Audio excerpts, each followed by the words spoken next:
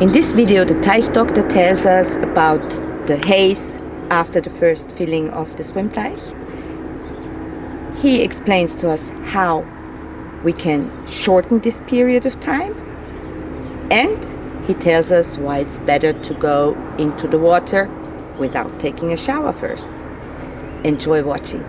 Ines von Teichswimmer. Your channel for swimteichs. Nature in your garden and water that's alive. Enjoy watching. Now, an information about which everybody will shake their heads.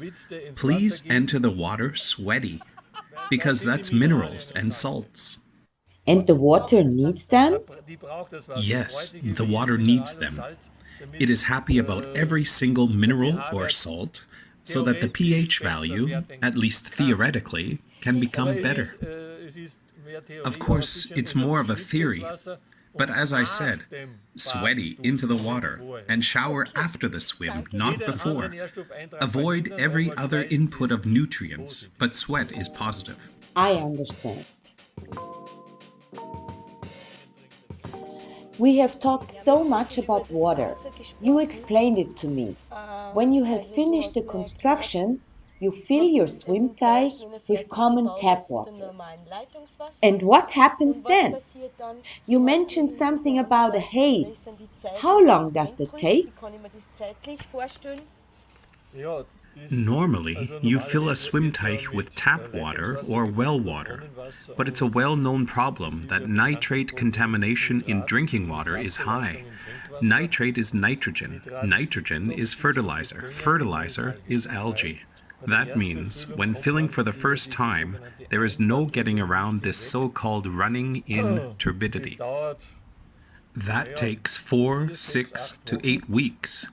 But if you inoculate a newly built, respectively newly filled swimteich with 10 to 20 liters of water of an already run-in swimteich, a swimteich that is already around a year old, you will get rid of the running-in turbidity much quicker than if you let the environment do the inoculation.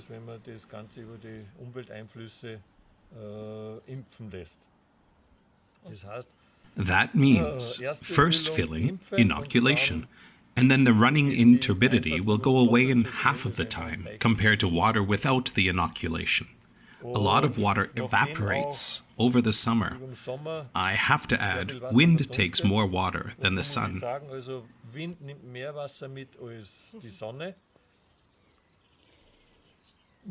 Possibly avoid refilling the lac with drinking water, because, as I mentioned before, nitrate, nitrogen, nitrogen, fertilizer. You will always have an algae problem if you refill your swimteich with drinking water.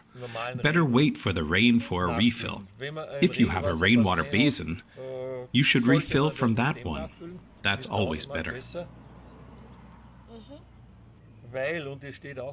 Because, and this is also not yet in any book, and what no one has yet considered is that rainwater, in an exaggerated sense, is distilled water.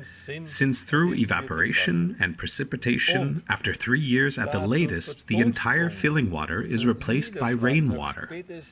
We can say that in our latitudes it rains about 1 meter per year. This means that after 3 years at the latest, the filling water is 100% replaced by rainwater. Rainwater, in an exaggerated sense, is distilled water, and this water has no acid buffer capacity. That means not minerals, no salts.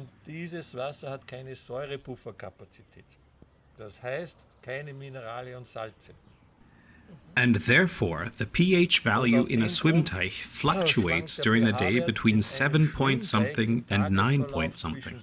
Biochemically, it is impossible to adjust the pH level in a swimteich. It is nonsense if someone claims that. It does not work.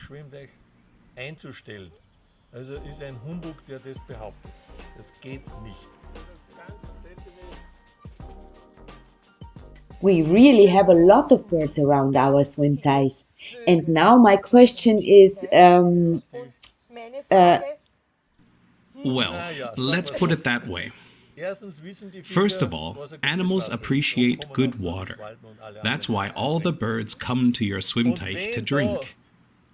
Well, and if then such a bird happens to drop a bit, the microorganisms are happy about every schnitzel that falls into the water.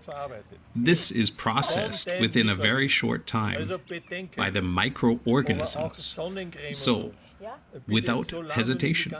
Also, sunscreen lotion and so, well, as long as you don't invite the whole village, and it's only you and your family that wears sun cream, 100 cubic meters laugh at that. So it doesn't matter. Of course, if you invite the whole village, then maybe you better insist on showering.